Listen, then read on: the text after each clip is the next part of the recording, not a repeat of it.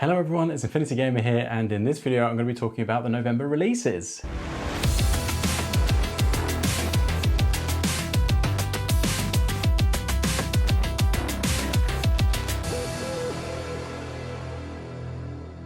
So there's a couple of things here, as you can see, and then there are a couple of things from the November releases that are not here, but I'm still going to talk about because, well, I love talking about new releases from Corvus Belli because it's exciting. It's great to see new models hit the deck and also some new profiles. Not all of these are new because they've been released previously in reinforcements or they're old, but they're new sculpts, and that is exciting in its own right for me. Let's start with one of the absentees from what you can see here. We've got the Haqqislam collection pack, which is an excellent starting point if you're thinking about jumping into Haqqislam as an army. I don't think there's any better way. Some people think it's pricey because it's obviously like several $100s, but if you're looking around, you can actually see some really good stuff. So Warsenal is a prime example. Right now there's a sale on, which takes the Haqqislam collection pack to like 525 down to $368 US. That's quite a significant saving there, and comes with a whole bunch of the pre-releases like the Shakush and a lot of the expansion packs that have only just come out, as well as HVT. Aleph, that's also got a collection pack, which is pre-order at the moment. Same sort of deal, go to Warsenal if you're looking for a bargain and you're based in the US, or shipping from the US isn't as scary as it is over to New Zealand. Unfortunately, that is sold out on Warsenal site, but you'll be able to find that elsewhere. Try Corvus Belli. Again, really good stuff there. There's an Agamemnon. You can see that they've pretty much, they've got Haetae. There's everything from the Black Wind set and the expansion pack and a whole bunch of extra things as well. So if you're looking to get into Aleph, these collection packs are by far the best way of doing that. Obviously, collection packs out for quite a lot of the other factions as well, not just these two, but these are the new ones coming out in November. Then another thing missing from here that I'm a bit gutted about because they look so cool are the Delta Series scenery bases. So these will be the new Siocast base ranges that Corvus Belli are releasing. I can't remember the naming convention of it, but I think it's the Alpha series that I have, which I'm using for my Nomads. I love the detailing on them. Really great way to elevate your bases quite quickly with minimal effort. And these Delta series ones are no exception. They look fantastic. A bit more of a ruined cityscape. We've got broken concrete, bits of debris, and I think for low effort, I think dry brushing is going to work really well on this. So if you're not an expert, if you don't really know your way around the airbrush, and you want bases that will look really good, I think these are actually the kind of the cheat sheet for bases, because as I said, a couple of washes, some dry brushes, and I think that will actually look really good really quickly. Then we have something that's missing here, which I am gutted about. It's the Bakunin expansion pack beta, which features Morlocks and Moderators. Gutted because I do occasionally put Morlocks in my list, just good as cheap extra order. Talking about that, looking at the profiles there. So we get in this box 2 Moderators and 2 Morlocks. They are very, very cool looking. Profile perspective, the Morlocks, I do love throwing these in as an impetuous, irregular order just to throw some smoke if I've got some MSV2, which isn't like widely available within Bakunin. I think it's Riot Girls that bring that to the table, or they may only be MSV1.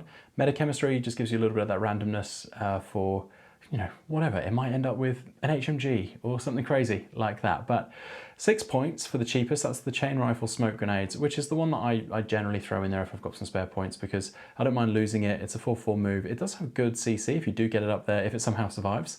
Nice profiles for 6 points. They go up to 12 points if you're getting the boarding shotgun or the combi rifle, and you're going for like smoke grenade launcher or smoke grenades.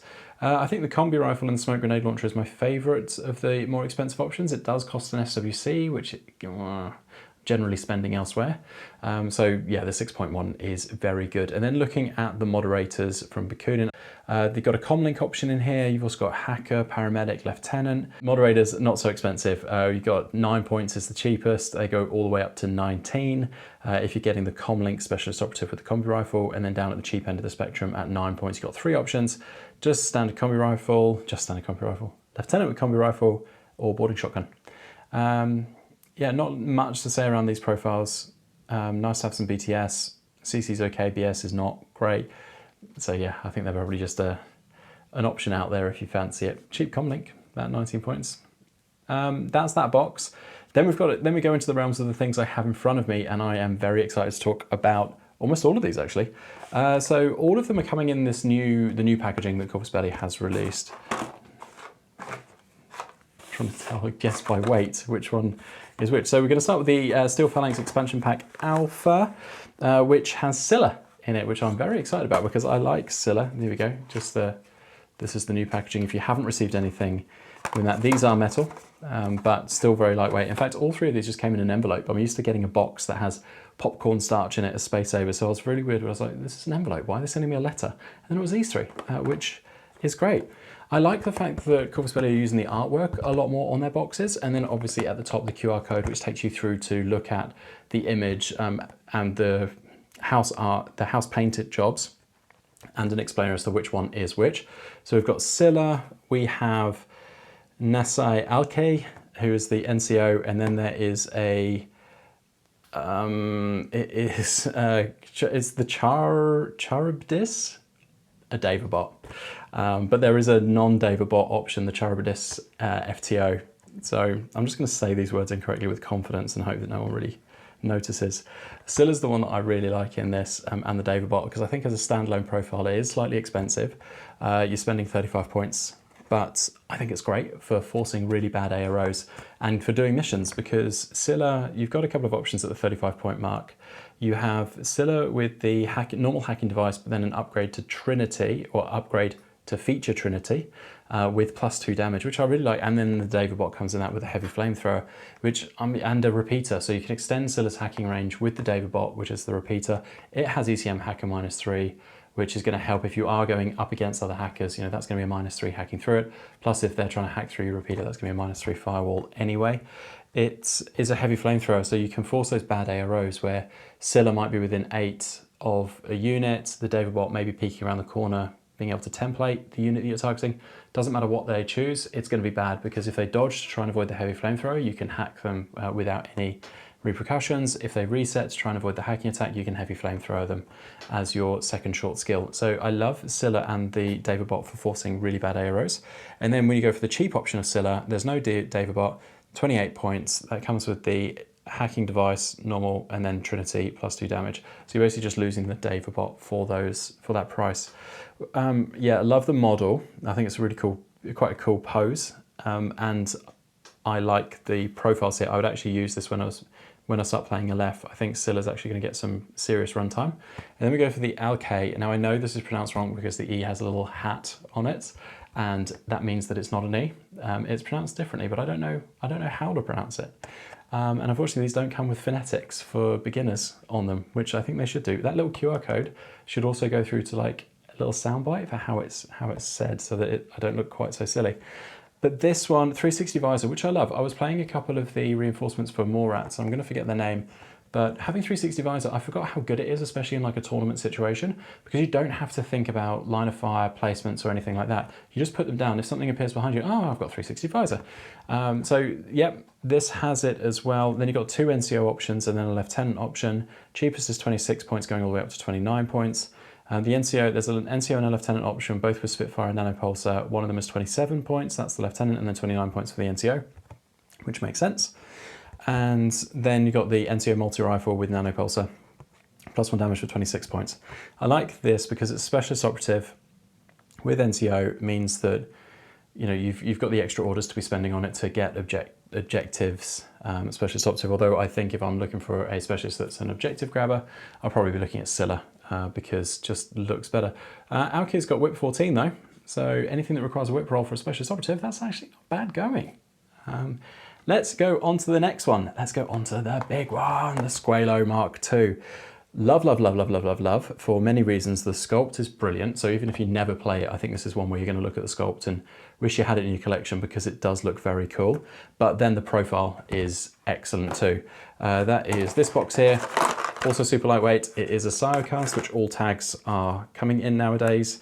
I have done a video about Siocast where I was very, very honest about my perceptions of it. And the key take home from Siocast analysis was that it's a lottery. You don't know whether you're going to get a good Siocast or whether you're going to get a bad one. I have won the lottery this time, and I like to think it's not because they go, oh hey, this package is going off to someone who might do a video about it. Let's give them a good one. It's not the case because I have had bad ones as well. But you'll notice if you've seen any of the artwork for the Squalo, that it has like these fish scale meshing underneath the armor. And that has the potential, especially with Sirecast, to be really bad because it is straight lines, and you can tell very quickly with Sirecast whether it's straight or not. And also a little bit deep, which some of the infill on Sirecast models doesn't like straight, deep cut or mold lines. This, however, although at least the one I have here, is perfect. There is no issues. And in fact, the only issues the only place where there are issues, it's under the leg where you're not going to see it, but once it's glued down and on a base. So I have been very lucky again.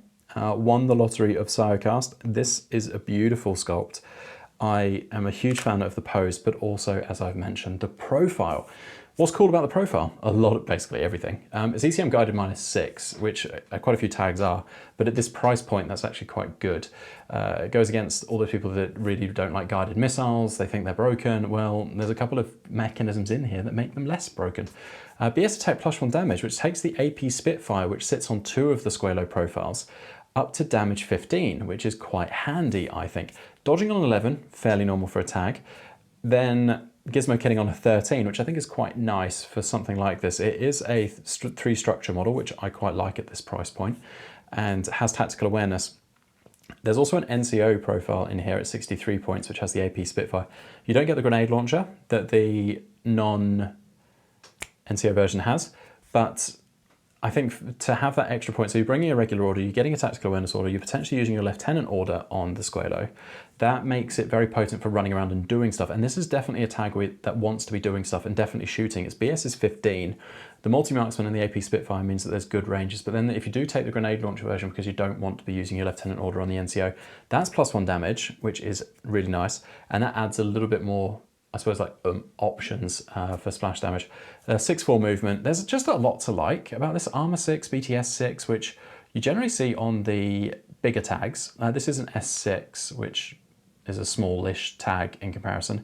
But looking at 57 points to 65 points, it's a good price point. It puts it into the Tick Balang price point, which I find very hard to not take. I mean, that does come with mimetism, but then this has got higher armor. I think if I were playing a list where the Squalo was an option, I'd find it very difficult to not justify taking it. Obviously, there is a fireteam option here. So the reinforcement Squalo fireteam, you can take a bolt with that, which is in the Pan-Oceania reinforcement pack that I reviewed and focused on last release video for the October releases. And I think that's a great option, just taking that duo, order efficiency existing there. Squalo, what's not to love about it? I think if you're playing Pan-Oceania, you're basically getting this, I think. And some of you are only getting it because the model looks cool and to add to your collection, and some of you are getting it because you're going to be playing it pretty much every game. And both are the correct ways and justifications to be buying a Squalo. They're just super cool.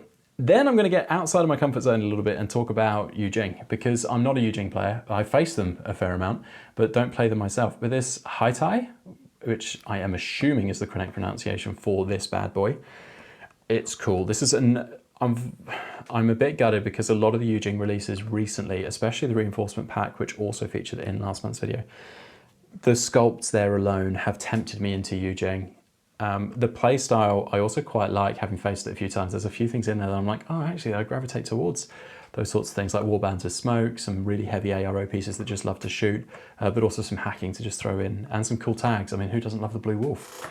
That is excellent. The Haetae, love the pose. It's S5. It's Sirecast, which all of the S5s are coming in nowadays. And I'm appreciative of the fact that this is Sirecast. And I think Corvus Belli have lent into that with the sculpt, because I hate swords on metal minis. I know that might be divisive, but Cornac, I can put Cornac on the table, not touch him for a round, turn around, and his prongs are at a 90-degree angle. Don't know how it happens. I just think it spontaneously combusts, like the Earth's magnetic field or something shifts, and all of a sudden, boom, the sword is bent. And then I bend it back, and you've got to be careful, and you worry about the paint. Whereas at least with Sirecast, on anything with pointy swords or just jabby bits, you don't need to worry, they'll just flex a little bit. And if they do snap, which obviously a metal sword will do eventually, there's only so many more times I can bend Cornac's tuning fork back and it stay exactly where it is.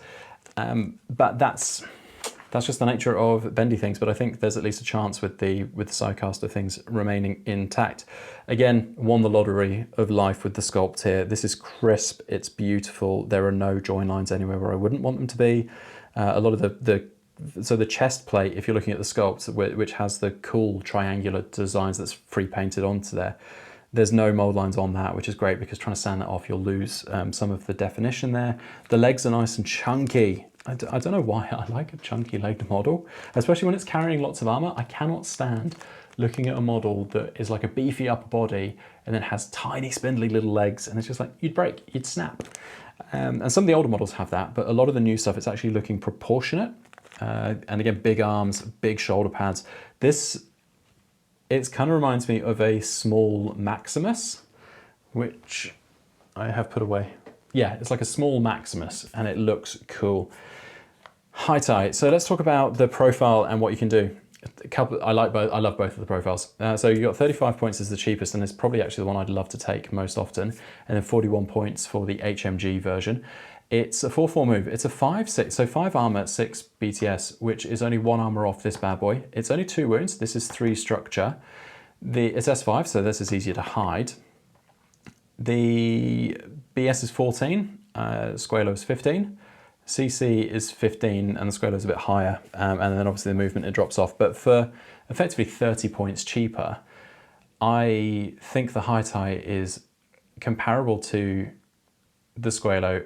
It has tactical awareness itself, which, remember, you can't use the O12, so the FAQ update that came out for season 15, you can't use the O12 Prestige to change the command token to a regular order in a pool group that has tactical awareness in it. So that's something to think about when you're throwing these sorts of things into your lists and your pools, is that tactical awareness going to stop you from using that? Now, because of the group that this could go in, which is the Harangue Reinforcement Fire Team, I think you could potentially, that's obviously with reinforcements, you wouldn't necessarily be using your O12 Prestige on that group anyway, so I don't know that this is a huge problem. You can bring a Harris Core Duo Harangue Fire Team. The Harangues were featured in my reinforcement video. I love them. The profiles are excellent, and you will use them probably with the Salsa Warrior, which is another great profile. The challenge that you're going to find with this Harangue Reinforcement Fire Team is that you're probably going to want to take a lot of these things. Bishi is excellent. Why wouldn't you want to take her? But then when you've got a Haetae that you could potentially put in there, especially the heavy rocket launcher with the guided BS attack. So the heavy rocket launcher is +1 burst natively, but I love the fact that it's got guided on it, because you can have this prone, you can have it out of line of fire very easily, and then just popping off guided stuff. So all the people that complain about guided, this can obviously counter it. You're probably complaining about something like this too. Guided in general can be quite powerful, but you've got to set it up and spend the orders to set it up. And then you get something like this walking around the place that's just like, oh, I'm guided, but when I'm not guided, I'm doing cool stuff anyway, where you don't get that with the remotes. I like the heavy rocket launcher option. I like it as an ARO piece. I think it would be really good to just be standing up in cover, watching a line of fire, and just sitting there in a fire team. Obviously, you can't do that with the reinforcement version because it will be coming out in probably turn 3. Although all of mine were coming out in at least turn 2, and sometimes came out in turn 1 if things had gone horribly wrong. But yeah, the Haetae, I really rate it. And the sculpt is cool as well. Corvus Belli, I've got to say, I think really knocking it out of the park with this generation of sculpting. I've said it once, I've said it twice, I'm going to say it again, but there are very few modern sculpts that are coming out that I go, yeah, do you know what, I don't love. That dinosaur thing from the Morat expansion pack, I didn't end up getting it. It went to the winner of Taradiso, but beautiful. I'm never going to paint it to look that good, but yeah, I'm just very, very few models where I'm like, I like the profile, but I don't love the model. And then these, I've got the issue where it's like, I love the profile, I love the model, but I don't collect the faction. What am I going to do? Good problem to have. So those are all of the November releases. Which ones are you excited for? Which ones are you going to get? Which ones do you have already? Because this video is no doubt coming out late. Blame shipping to New Zealand. I love them all, and especially the Squalo and Silla. Oh, and the Haetae. I love it all. I just love it all. Thank you very much for watching this rambling video, and I'll be back soon with another less rambling one, maybe. Can't make any promises. Bye!